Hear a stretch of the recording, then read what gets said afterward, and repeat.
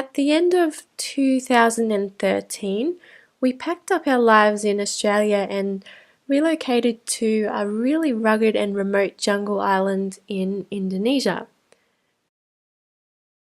We actually accessed our jungalow, as I called it, by either a seaplane or helicopter, and both had a really strict luggage and size limit, so I wasn't able to take a single canvas with me. I knew I wasn't going to be able to keep painting on such a large scale, and after we had settled into life in the jungle, I began to sort of explore different mediums. One day I dusted off a set of primary coloured gouache that I'd had since college, but I'd never used it, and so this day I started to play around with it. I really wanted to learn to paint flowers, but I found the gouache a little bit weird and I struggled with it for quite a while actually. There were pages and pages of painting attempts that went straight into the bin. I didn't think that I'd kept any of my work from that initial experimental stage, but deep in my painting archives, I actually did find a few pages of my early work, and as much as it makes me cringe, I thought I would give you a peek at it. So you can see here, I was using gouache more like watercolours, and it wasn't going so well for me. I was obviously struggling to get my paint the right consistency, and there are spills and smudges all over the page. I wasn't making great colour choices either, and I'm pretty sure I was just using cheap textured watercolour paper as well, which wouldn't have been helping the gouache glide onto the page. You can see I was trying to embrace all of the awkwardness and imperfection right back then, and I really cringe when I look at my attempt at brush lettering. Wow! Okay, so let's see what else I have here. I think this one must have been a little bit later on because I can see that I had started to understand gouache a little better and the consistency of the paint is a lot nicer. I was also getting some nice colours through the leaves here. I can see that I'd worked out that using the back of the watercolour paper was a lot smoother and actually gave me a better result with the gouache. So let's see what I did on the other side of it. I was really starting to mix colours on my palette better here.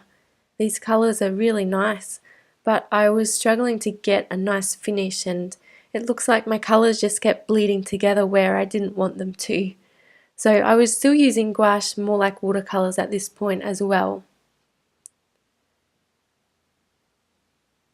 Wow, this one is on really cheap, horribly textured paper, but I can tell that this was a bit of a turning point. I can see that I finally understood how to get gouache to a nice consistency, and I think just from looking at these leaves, I had upgraded my paintbrush and it all started coming together for me here. So it actually didn't take me long to improve once I had a few of the basic techniques sorted, and I had the luxury of waking up every day in the jungle and being able to paint. So it was with regular practice that my work evolved really quickly. It was kind of a surreal time in my life actually. This was the view from the little jungalow that we lived in. It was so beautiful and I was always so inspired. I'd watch the monkeys playing outside while I painted and they watched me back. And there were so many birds, butterflies and tropical flowers as well.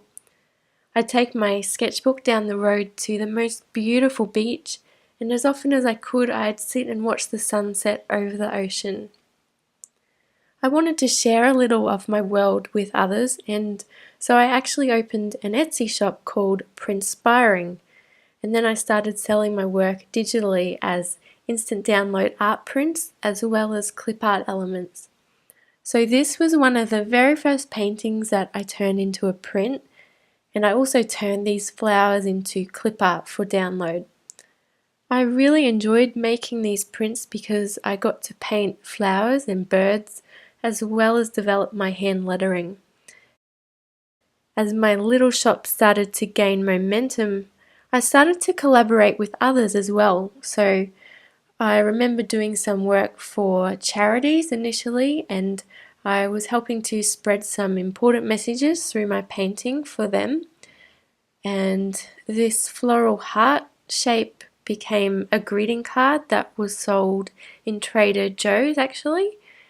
And I have more cards being released with them soon, so this kind of work has been ongoing.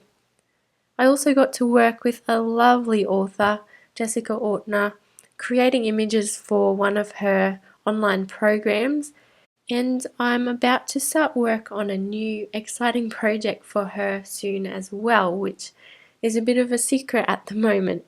So I hope you enjoyed this little story and the peek into my archives.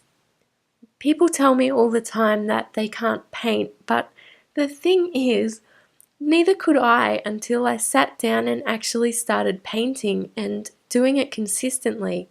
It's all about practice and consistency, and it really doesn't take a long time to get the hang of it, especially if you have the right guidance.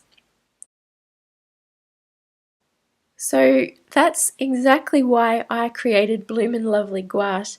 It really is the exact e-course that I wish had existed a few years ago. I know it would have fast-tracked me to the level that I'm at today, and it would have saved me hours and hours of trial and error and lots of frustration. I would have found the joy in painting a lot sooner, and that's the thing that I want to share with you.